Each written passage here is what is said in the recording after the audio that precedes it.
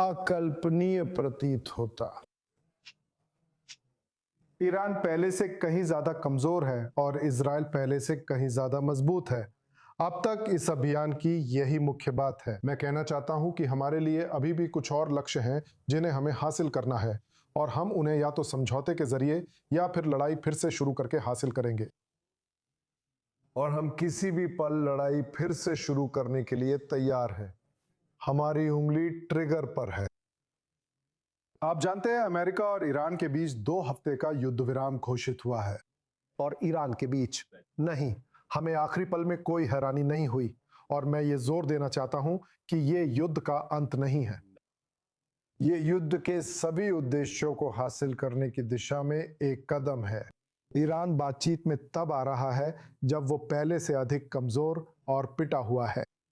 इसने अपनी दी गई सभी पूर्व शर्तों को छोड़ने के बाद, जिसमें प्रतिबंधों को हटाना भी शामिल है, होर्मुज जलडमरू मध्य को फिर से खोलने का वचन दिया। और साथ ही लेबनान में युद्ध विराम भी। और अब जब ईरान पहले से कहीं ज्यादा कमजोर है, इजराइल पहले से कहीं ज्यादा मजबूत है। 6 हफ्ते पहले इतिहास में पहली बार हमने अपने करीबी मित्र राष्ट्रपति ट्रंप और हमारे महान सहयोगी संयुक्त राज्य अमेरिका के साथ कंधे से कंधा मिलाकर युद्ध की शुरुआत की। हमने एक ऐतिहासिक अभियान शुरू किया जो मध्य पूर्व के इतिहास का सबसे बड़ा अभियान था। इजराइल के इतिहास में ऐसा पहले कभी नहीं हुआ। इस तरह की एकता संयुक्त राज्य अमेरिका के साथ उसके सबसे बड़े विरोधी के खिलाफ सहयोग इजराइल के इतिहास में पहले कभी नहीं हुआ। और जो लोग मेरे और राष्ट्रपति ट्रंप के बीच संबंधों को लेकर चिंता करते हैं, वो आदमी शानदार है। हम रोज बात करते हैं और हर बार जब हम ये आकलन सुनते हैं तो मुस्कुराते हैं। जो लोग इस अद्भुत सहयोग को नजरअंदाज करना चुनते हैं, वे बस हकीकत को नजरअंदाज कर रहे हैं। जैसा कि पीट हेग्सेथ युद्ध सचिव ने कहा, इजराइल युद्ध के मैदान में एक सहयोगी है। हमारी सराहना बहुत अधिक है, पीट हेग्सेथ ने कहा। मैं आपको धन्यवाद देना चाहता हूं राष्ट्रपति ट्रंप, आपकी नेतृत्व क्षमता और आपकी दोस्ती के लिए। हमारी गहरी दोस्ती, इजराइल और संयुक्त राज्य अमेरिका के बीच हमारा मजबूत संबंध मध्य पूर्व का चेहरा बदल रहा है। हमने मिलकर इजराइल राज्य और पूरे स्वतंत्र विश्व के ऊपर मंडरा रहे एक अस्तित्वगत खतरे को दूर करने के लिए कदम उठाया। और इस उद्देश्य को हम शब्बात शालोम हम लक्ष्य दर लक्ष्य हासिल कर रहे हैं, कदम दर कदम आगे बढ़ रहे हैं। अगर हमने ऑपरेशन राइजिंग लायन और फिर ऑपरेशन रोरिंग लायन शुरू नहीं किया होता, तो ईरान बहुत पहले परमाणु हथियार हासिल कर चुका होता और उन्हें इजराइल राज्य को नष्ट करने की क्षमता मिल गई होती। हमने अपने सिर पर मंडरा रहे इस दोहरे अस्तित्वगत खतरे को हटा दिया है। हमने ईरानी शासन को कई साल पीछे धकेल दिया है। हमने इसे थका दिया है।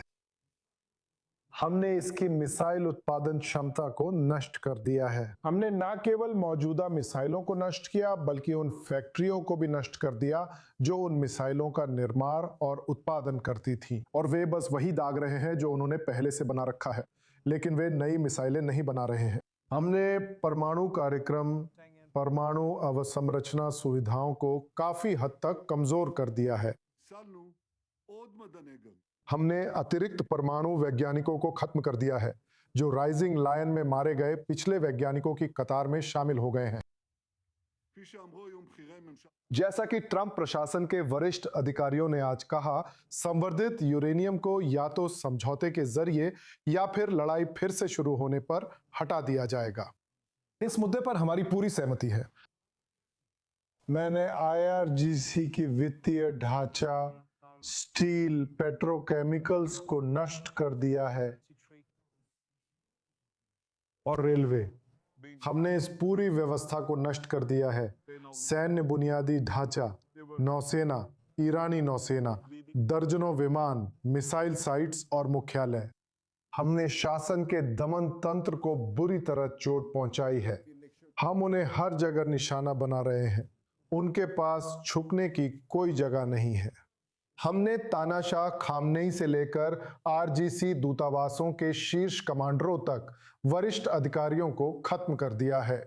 इजराइल के इस संकल्प, शक्ति और दृढ़ता के परिणाम स्वरूप जिसे मध्य पूर्व में हर कोई देख रहा है, हम अपने आसपास के देशों के साथ नए गठबंधन स्थापित कर रहे हैं। मैंने कहा है कि मैंने इस बात पर जोर दिया है कि ईरान के साथ युद्ध विराम में लेबनान शामिल नहीं है, और यही हो रहा है। आज हमने हिजबुल्लाह को वो सबसे झटका दिया है जो उसे पेजर ऑपरेशन के बाद से मिला है। हमने 100 कमांड ठिकानों और मुख्यालयों को 10 मिनट में निशाना बनाया।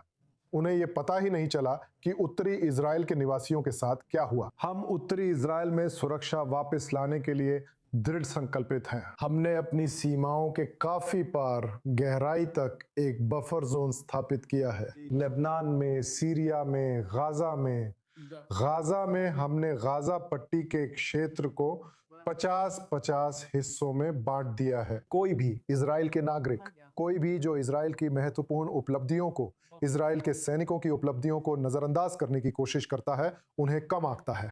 या तो उसे पता नहीं है कि वो किस बारे में बात कर रहा है, या वो किसी असंबंधित कारण से बात कर रहा है। लक्ष्यों। हमने मध्य पूर्व का चेहरा इजराइल के पक्ष में नाटकीय रूप से बदल दिया है, और हम ऐसा करना जारी रखेंगे क्योंकि हम पहल करने वाले पक्ष हैं, हम लड़ने वाले पक्ष हैं, और भगवान की मदद से हम वही पक्ष होंगे जो जीतेंगे। इजराइल के नागरिकों को मिमुना की शुभकामनाएं।